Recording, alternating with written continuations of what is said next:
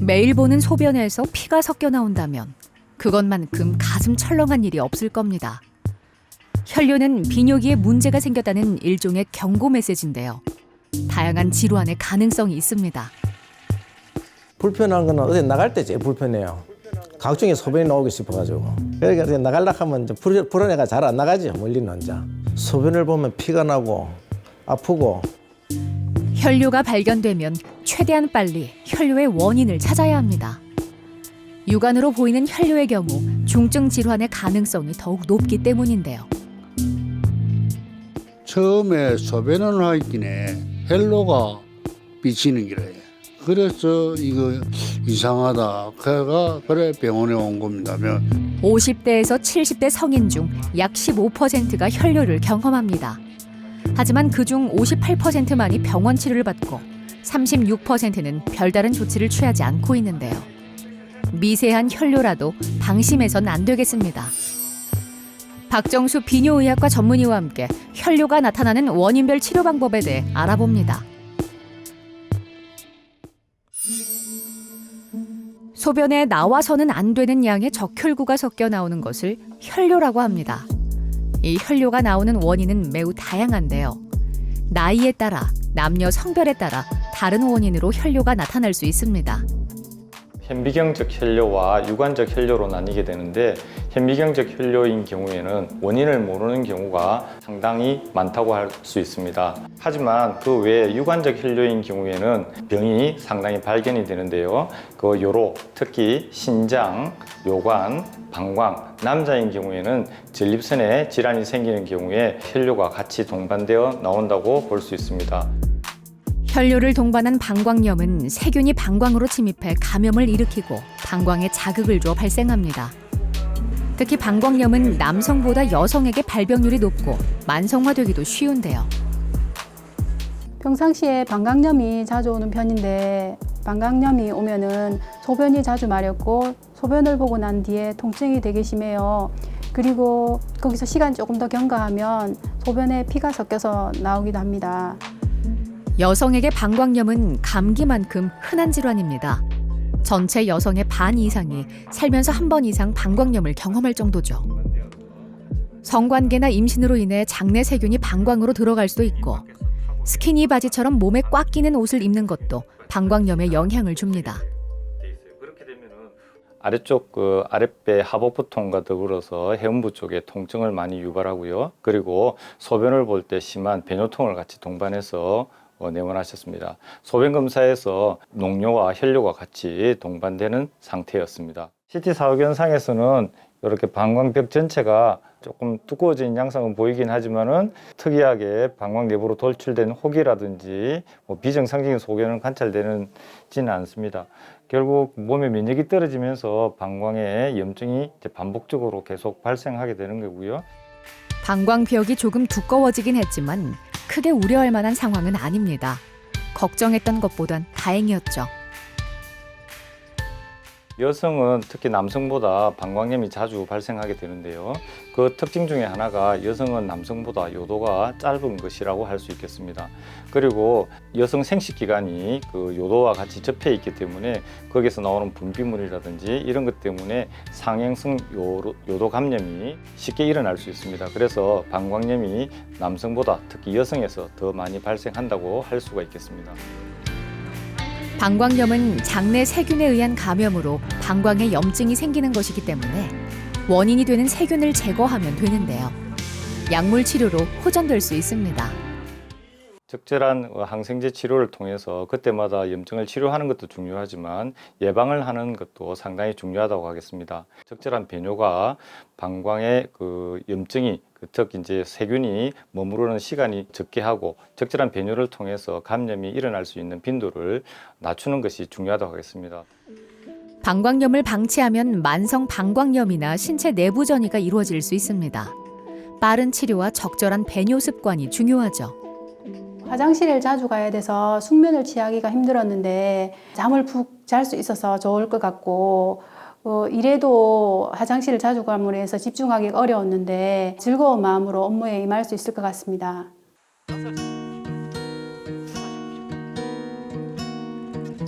안다로 씨는 5개월 전부터 배뇨 시 불편함을 느꼈습니다. 소변을 볼 때 통증이 있거나 볼일을 본 뒤에도 개운하지 않고 피가 섞여 나오는 혈뇨가 발견되기도 했는데요. 선뜻 병원에 가긴 쉽지 않았습니다.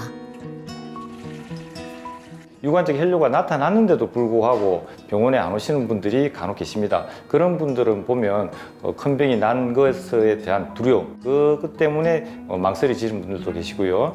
또 일간의 소문에 방광 내시경을 하면 통증이 많다, 아파서 하기가 두렵다라고 일단은 그렇게 생각하시고 망설여지는 분들도 많습니다.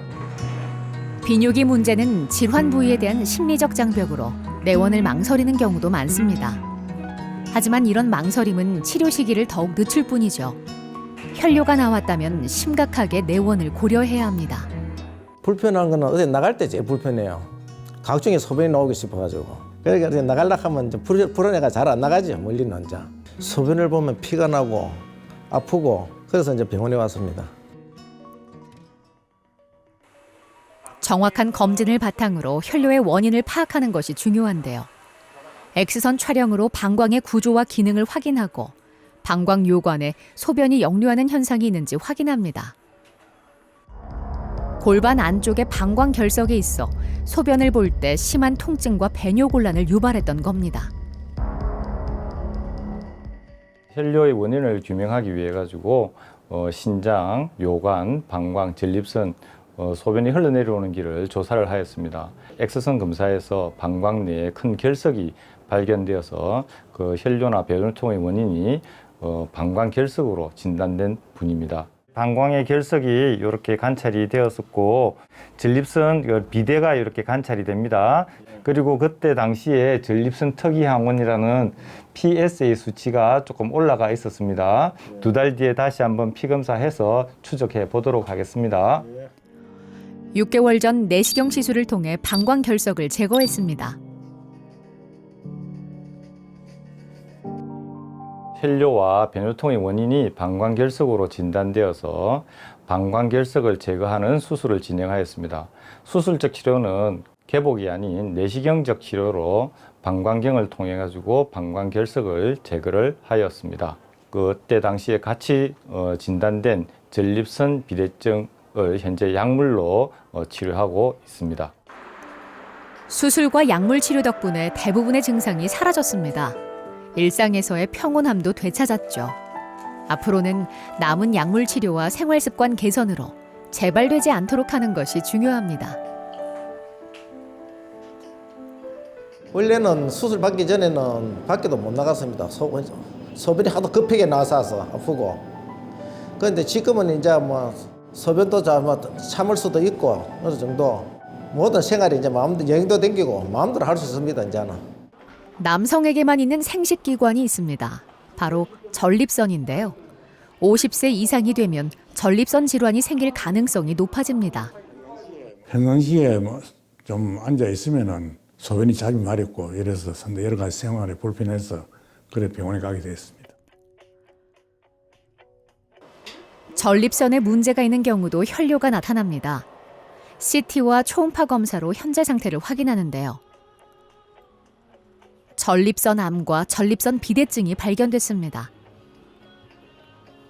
혈뇨가 나왔을 때 현미경적 혈뇨인 경우에는 원인이 없는 경우가 상당히 많습니다. 이런 경우에는 추적 검사를 통해서 확인해 보면 되고요.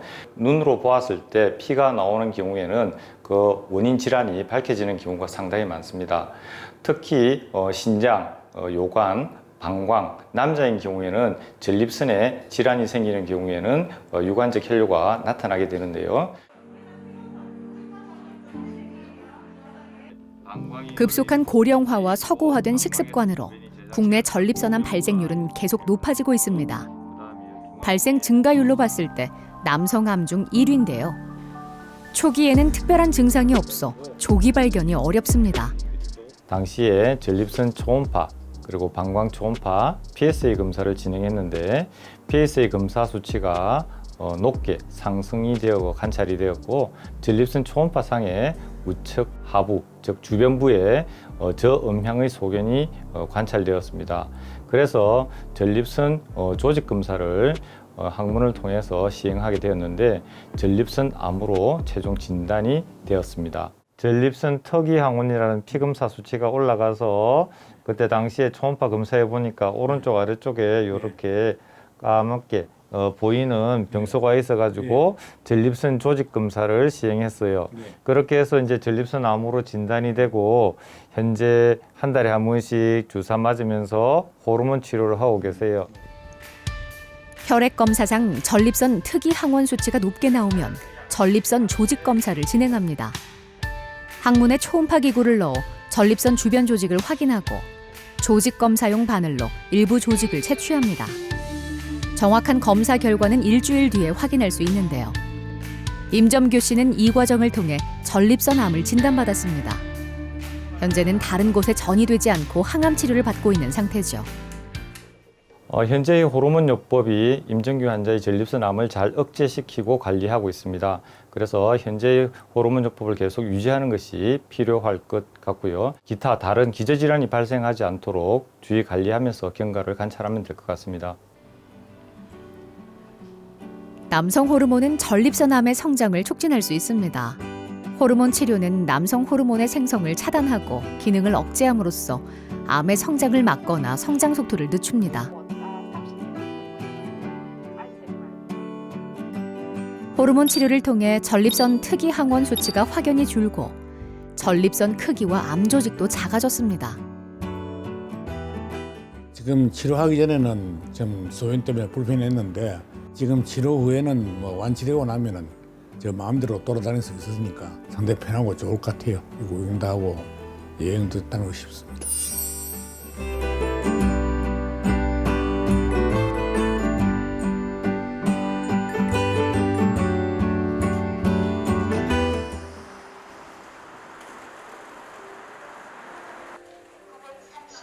김종분 씨는 혈뇨 외에 특별한 증상이 없었습니다.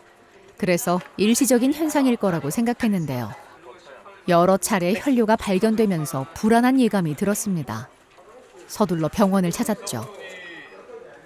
처음에 하루 저녁에 자다가 토요일 날 저녁에 자다가 소변을 한 개는 피가 나오더라고요. 그래가 이제 일요일은 또 조금 낫더만은 또 월요일 되면 또 나오더라고요. 지속된 혈뇨는 반드시 검사가 필요합니다. 검사를 받아보니 김종분 씨의 불안했던 예감은 현실이 됐는데요. 혈뇨의 원인은 신장 안에 생기는 돌, 신장결석이었습니다. 혈뇨는 우리가 건강검진을 통해서 발견되는 경우, 특히 이제 현미경적 혈뇨라고 하는데요. 그런 것들이 반복이 되는 경우에는 기본적인 신장과 요관, 방광을 기본 검사를 해보는 것이 좋습니다. 그렇게 해서 원인 질환이 있는 경우가 상당히 밝혀지는 경우가 많기 때문에 기본적인 비뇨기과 진료를 봐서 혈뇨의 원인이 뭔지 보는 것이 좋겠고요. 신장결석은 신장에 머무르기도 하지만 소변으로 배출될 수도 있습니다. 하지만 김종분 씨는 크기가 큰 결석이라 소변으로 배출되기 전 요관에 걸릴 위험이 있었죠. 척부통이나 복부 통증을 그다지 동반하지 않은 상태에서 유관절 혈뇨만 동반해서 내원하셨어요. 검사를 해보니 좌측 신장 상부에 아주 거대한 녹각석의 형태로 일단 결석이 위치하여 있었고요. 하부에도 신배를 따라서 결석이 같이 존재하고 있었습니다. 왼쪽 신장 상부와 하부에 거대 결석이 발견됐습니다. 한 번에 치료하기에도 벅찬 크기인데요. 피가 나서 검사해 보니까 왼쪽 신장에 아주 큰 돌이 발견되었어요. 왼쪽 신장에 아주 큰 돌은 체외 충격파라는 시술을 통해서 돌을 제거를 했어요. 그 신장의 왼쪽 신장 하부에 작은 돌이 일단 남아있어요. 이 돌은 추적을 하면서 충격파를 계속 할 건지 일단 추적을 할 건지 결정하도록 하겠습니다. 전체적인 요로 결석은 체질에 따라서 생기는 것이 대부분이라 할 수 있습니다. 하지만 식이습관이라든지 이런 것들을 바꿈으로써 결석의 재발률을 낮출 수가 있는데요. 특히 적절한 수분 섭취 아주 중요하다고 할 수 있겠습니다. 칼슘이 많이 든 음식을 먹는 것 또한 결석이 재발할 빈도가 높기 때문에 그런 음식을 좀 줄이는 것이 필요하다고 할 수 있겠습니다. 체외에서 충격파를 전달해 신장 결석을 깨트리는 체외 충격파 쇠석술을 진행했습니다. 신장 결석의 크기가 큰 상태였기 때문에 여러 차례 쇠석술을 진행했는데요. 요관에 생긴 암이라든지 방광에 생긴 암이라든지 이런 경우에는 혈뇨가 나타났을 때 적절한 치료와 검사를 하지 않았을 때 수술 시기를 놓쳐가지고 수술을 하지 못하는 경우도 저는 왕왕 발견하게 됩니다. 그래서 반복적인 혈뇨, 특히 혈뇨가 지속이 되고 유관적 혈뇨가 나타나게 되고 정상이 없이 혈뇨가 나타나는 경우에는 반드시 추적 검사를 통해 가지고 혈뇨의 원인을 밝히는 것이 중요하다고 할 수 있겠습니다. 3개월간 4번에 걸친 쇠석술로 대부분의 결석이 사라졌습니다.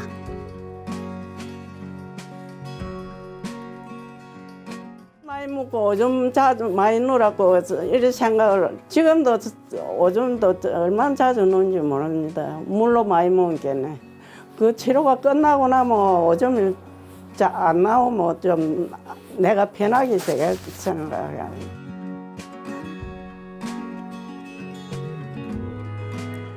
혈뇨가 발견되면 방광암과 같은 비뇨기암의 가능성을 염두에 둬야 합니다.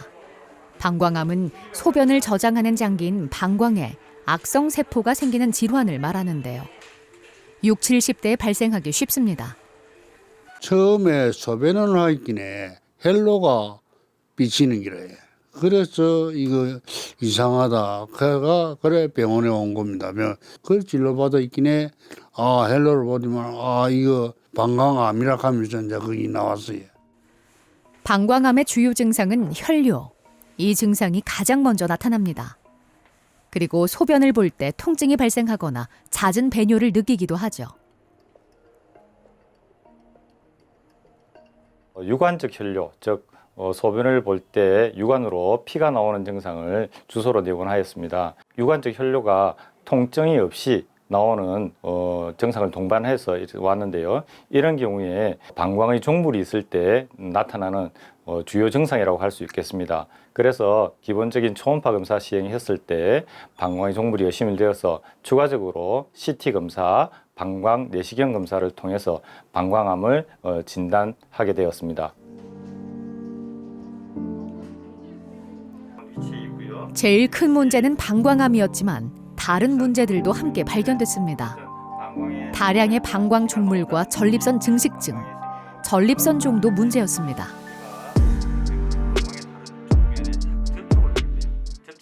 소변에 피가 나와가지고 오셔서 검사를 진행을 했는데 그때 요 방광에 여기에 혹이 관찰이 되고 이런 데도 혹이 관찰이 되었어요.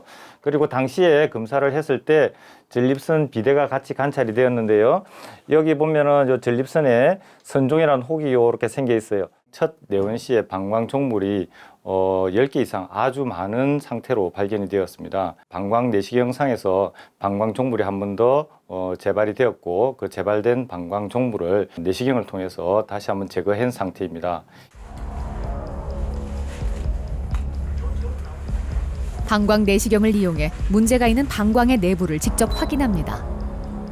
방광암은 재발률이 높기 때문에 방광 내시경을 이용해 추적 검사를 해야 하는데요. 이도학 씨는 주기적으로 방광 내시경 검사를 받고 다량의 방광 종물을 제거했습니다. 혈뇨 혹은 배뇨장에 기타의 하부 요로에 이상이 있다고 판단이 될 때 방광 내시경 검사를 하게 됩니다. 방광경은 방광으로 내시경을 넣어서 확인하는 검사를 말하는데 방광 내시경을 진행하면 방광 내부에 결석 혹은 지속적인 염증이 생기는 간질성 방광염 혹은 방광암 등을 감별할 수가 있고 좀 구체적인 질환까지도 질병을 확인할 수가 있을 수 있습니다. 현재는 방광암 추적 검사와 전립선 증식증의 약물 치료를 받고 있습니다. 앞으로는 방광에 좋은 음식이나 습관을 길러 좋은 치료 경과를 만들어야 할 텐데요. 어떤 방법이 도움이 될까요? 제일 중요한 것은 적절한 수분 섭취라고 할 수 있겠습니다. 적절한 수분 섭취를 통해서 적절한 요량을 만들어내면 요로계에 상당히 도움이 된다고 할 수 있겠고요. 흡연이 방광에 안 좋다는 걸 잘 모르는데요. 흡연은 방광암의 원인이 되기도 하고 하기 때문에 흡연도 조절을 하는 것이 상당히 도움이 된다고 할 수 있겠습니다. 수술을 통해 다발성 방광암이 제거됐습니다.